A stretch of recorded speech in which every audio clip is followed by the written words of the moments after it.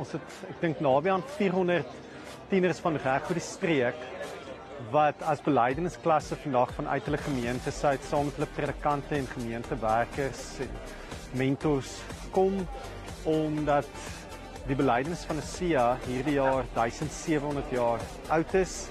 Ons is super opgewonde want ons het hele spul, ek dink is omtrent meer as 300 jong mense hierso wat almal besig is om te praat oor wat ons glo en wat ons bely. Hulle is in belydenisklasse, hulle dink daaroor elke week, praat daaroor. Dit is my mooi om te sien hoe klomp kerke saamkom in hierdie geleentheid het saam te kom vier en saam te kom leer, want ek dink baie van die tieners is net soos wat is dit? As ons terugdink of jy vra vir iemand, jy weet jy wat die apostoliese geloofsbelijdenis is. En ek dink vir baie van ons jonger gemeentelede is dit baie keer iets vreemd, iets niets totdat hulle met belydenis begin en dan sê kom maar hierdie ding wat hulle baie keer in die kerk op sê of wat ook al, dit het 'n naam, dit het 'n geskiedenis, dit het 'n tradisie agter dit. En om nou te hoor maar daar's nog belydenisskrifte, kan dalk jy weet iets van hulle wakker maak van Christendom is half it's a living religion. Nou is hulle hier ook om dit so 'n bietjie te beliggaam, om dit bietjie te doen met hulle lywe, om te stap van 'n kerk na die teologiefakulteit, na verskillende plekke hierso en te sê wat glo ons? Wat glo ons as kerk en hoe maak dit saak in die wêreld elke dag? En om ook 'n bietjie hulle verbeelding aan te gryp. Hulle begin nou so amper klaar maak met skool en hulle moet nou 'n bietjie begin dink, wat wil ek doen in die wêreld en hoe beliggaam ek my geloof? Hoe leef ek my geloof uit eendag in die wêreld daar buite met wat ek doen elke dag? En ook om sommer net ander jong mense van ander kerke te ontmoet en te sê, wat is dit ook wat ons as kerk saambind, wat ons saam glo? Miskien so baie keer stry oor alles waaroor ons verskil, maar wat bind ons saam en hoe kan ons saam ook ons geloof uitleef in die wêreld elke dag?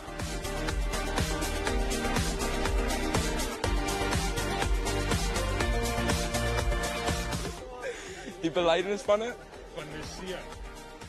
Die belydenis van Nisea. Oom, kan ek 'n chommie kry?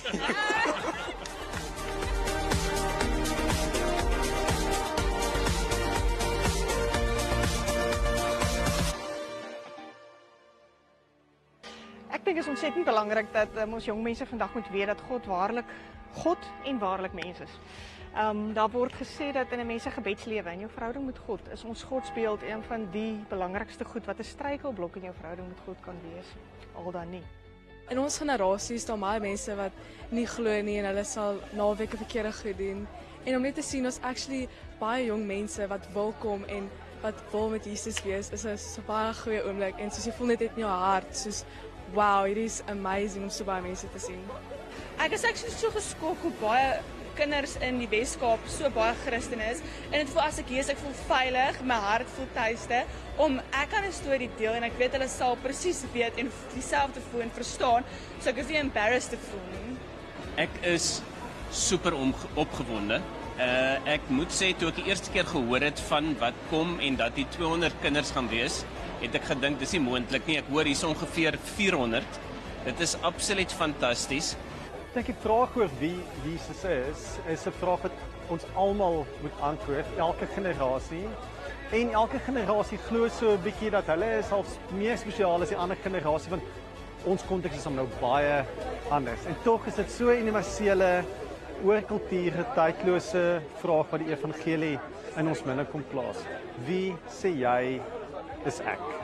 Wie sê jy is Christus?